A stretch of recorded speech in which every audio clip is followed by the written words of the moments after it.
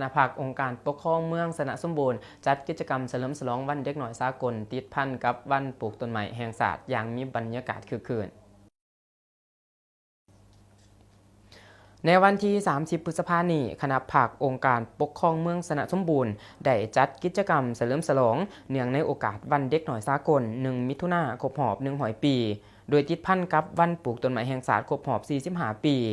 อยู่ที่สโมสรของเมืองโดยการเป็นประธานร่วมของทานนางผู้ไพทองพิมพ์วงศาเลขาคณะบริหารงานพรรคเมืองสนะสมบูรณ์เขาร่วมมีแผนกการของแขวงและเมือง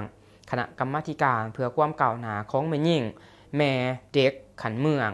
มีครูอาจารย์และน้องหน่อยอนุชนเยาวชนเขาร่วม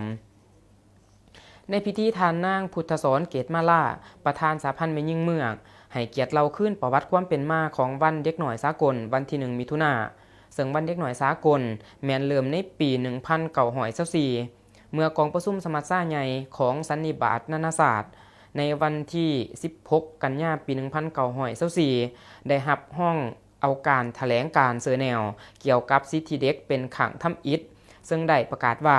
เด็กมีความต้องการให้มีการปกป้องและดูแลเบิ่งแย่งเป็นพิเศษรวมทั้งการปกป้องที่เหมาะสมทางด้านกฎหมายก่อนเกิดและหลังเกิด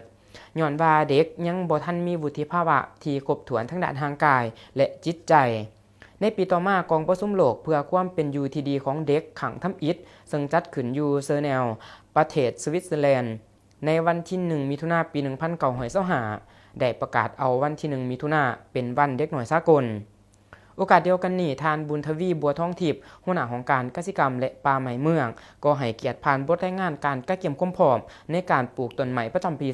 2025 ซึ่งของการเกษตรกรรมและป่าไม้เมืองได้ประสานสมทบกับองค์การปกครองขันเมืองได้เอาใจใส่สุขอยู่พ่อแม่ประชาชนนักธุรกิจและทุกสรรคนในสังคมประกอบส่วนเหือแห้งอย่างเป็นขบวนการกว้างขวาง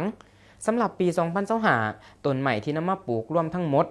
2,050 เบี้ยในเนื้อที่ 3.56 เฮกตาร์มีประเภทเบี้ยไม้จำปาไม้แค้นไม้ขยุงไม้ดูและไม้ย่างสำหรับต้นจำปาแมนปลูกตามแคมเส้นทางหลวงเลขที่ 13 ไต่จุดบ้านนาดานทางเขาปากซ่อนรวมมี 13 บ้านจากนั้นได้มอบให้บรรดาบ้านสำนักงานโรงเรียนและสถานที่อื่นๆตามความเหมาะสมเพื่อเฉลิมฉลองวันเด็กหน่อยสากลติดพันกับวันปลูกต้นไม้แห่งศาสตร์ในปีนี้ให้มีความหมายความสำคัญท่านนางผู้ไพทองพิมพ์วงศาเลขาคณะบริหารงานพรรคให้เกียรติมอบของขวัญให้แก่น้องหน่อยนักเรียนที่เขาร่วมและยังได้รับชมการแสดงฟ้อนเต้นอย่างแบบในสุดรีไซเคิลและกิจกรรมตอบคำถามจากน้องหน่อยอนุชนเยาวชนเพื่อรับของขวัญรางวัลอย่างมีบรรยากาศคึกคืนม่วนซื่น